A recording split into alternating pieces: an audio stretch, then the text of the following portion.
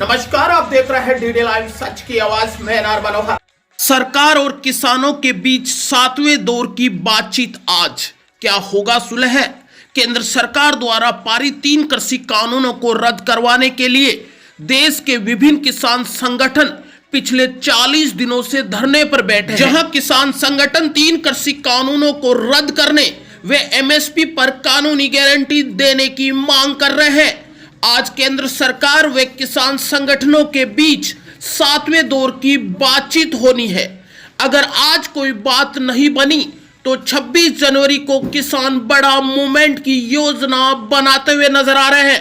आइए बात करते हैं शाहजहांपुर बॉर्डर पर संयुक्त किसान मोर्चे का नेतृत्व कर रहे स्वराज इंडिया के योगेंद्र यादव। नमस्कार, इस समय मैं शाहजहांपुर बॉर्डर और आप देख सकते हो कि अन्नदाताओं के बीच में हूँ और यहाँ की आपको वो हकीकत दिखाने की कोशिश करूँगा कि यहाँ का अन्नदाता जो वास्तव में क्या सोचता है और किस तरह से अपना जीवन जी रहा है। किस तरीके से एक सरकार या एक चैनल में एक जो दूसरी तस्वीर आप देखते हो उससे उल्टा मैं आपको दिखाऊंगा कि यहाँ की ग्राउंड रिपोर्ट क्या है।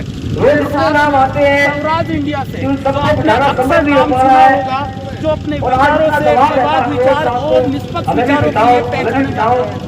इसलिए आज हम 11 की बजाय 14 साथियों को हमलोग को बिठाएंगे। मैं उनके नाम जो है तो ताकि हमेशा बैठेंगे आज आंदोलन को उनके नाम एक बार मैं बोल रहा हूँ। वो साथी कृपया मंच के पास आ जाए। जो कि हमारा किसान साधुराम है, जो एडवोकेट पैरोल से मैं समझता हूँ ये भाई रामप्रसाद जागीर, ये कोई एक साधारण से 32 साल के बाद किसान इस तरह से दिल्ली के भाई दरवाजे पे आके बैठे। चौधरी एक बार लेके आए थे 1988 के बाद अब आके बैठे लाला सिंह और इसलिए इस ऐतिहासिक मोहन सिंह, मैं तो आपके माध्यम से ये सभी साथी टीचर के साथी हैं। हर किसान परिवार को कहूँगा, भाई फने सिंह अपना गुडक एक टीचर से, बच्चा, एक बच्चा किसान भाई गूगल सिंह गुडक टीचर से, किसान की ये लड़ाई अब सिर्फ 3 अनिल कानून की यादव लड़ाई नहीं है, सिर्फ नौजवान समाज टीचर से, किसान के अस्तित्व की लड़ाई है। सुरेश इस जागीर देश के भविष्य में नौजवान किसान समाज टीचर बचेगा से, कि नहीं अजीत बचेगा गढ़ से, इसकी लड़ाई है। इसलिए भाई मैं कुलवंत हर सिंह, किसान परिवार से मदनपुर गंगानगर से, एक व्यक्ति को इस आंदोलन में भाई जोड़ने महेंद्र के प्रताप लिए सिंह, अपनी आने वाली पीढ़ियों को साधु बचाने शहर, किसान की चिंता को आपने महसूस भाई किया। कोट सिंह, लेकिन मैं देख रहा हूँ पिछला 1 साधु महीने शहर, से इस सर्द ये रातों तमाम में जो 14 नाम मैंने बोले हैं, आप तमाम बराबर साथियों से आवाज उठा निवेदन रहे है। हैं। लेकिन केंद्र कृपया सरकार जो है वो स्पष्ट मंच बोल के पास चुकी आ है, जाए। शायद महसूस उसी नहीं हो देर रहा में है, दबाव नहीं हो रहा है। सभा की कार्रवाई क्या शुरू ऐसी होगी चीज है जो और सरकार हम जो कल हट के कर नहीं संस्थान कर के रही है? उनका अंतर दिलवाएंगे हमारे वरिष्ठ साथी। मैं समझता हूँ और दूसरी बार चुनाव आज जो है के बाद मोदी जी नए का अंतर कार्य दिलवाएंगे, नए सीमा पर हमको पहुंच चुका बिठाया है। जाएगा। मैं अभी भी अपील करना आज चाहता हूँ, लोकतंत्र में जो नेता सभा की कार्रवाई शुरू करने में कुछ ही समय बचा है। छोटा नहीं होता, तमाम बड़ा होता है। मैं मोदी जी से अपील जत्थेबंदियों के नेताओं से मेरा निवेदन है, आप जनता अपने की बात, अपने किसान की तमाम बात कार्यकर्ताओं को लेकर क्योंकि सभा आज स्थल किसान पर पहुंचने का कष्ट है। लाखों लोग जो आए हुए हैं, किसान नेता, तो बच्चे हो तो पता नहीं हमारे फायदा क्या है, किसान क्या है। हमें किसान नेता, सबको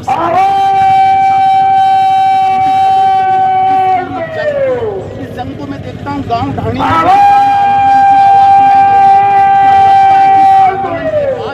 एक ऐतिहासिक जो जीत किसान नेता जिंदाबाद, बिल्कुल, ये तो निश्चित हमारा संदेश बस जिंदाबाद, मैं में होगी यही एक सवाल है। किसान मजदूर एकता जिंदाबाद, और जीत के बाद किसान किसान विरोधी नीतियां लाने वाली मोदी सरकार जिंदाबाद। और लगाएगा, मुझे इसका पूरा विश्वास।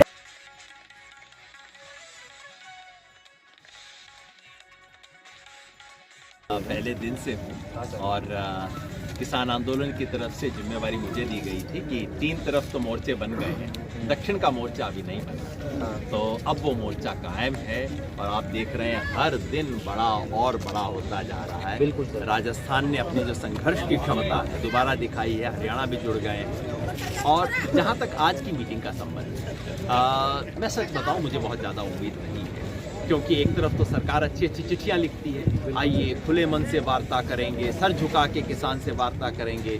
उधर कृषि मंत्री कहते हैं कि प्रधानमंत्री ना तो झुकेंगे ना किसी प्रभाव में आएंगे।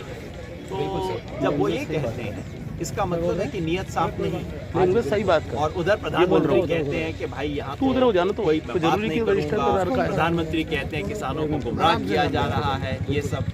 तो इसलिए मुझे लगता है कि ये वार्ता दरअसल किसानों से बात करने के लिए नहीं हो रही, ये सुप्रीम कोर्ट की फाइल का पेट भरने के लिए हो रही है, ताकि सुप्रीम कोर्ट के अंदर एक कागज दे देंगे हमने तो वार्ता की कोशिश की, केवल इसलिए हो रही है।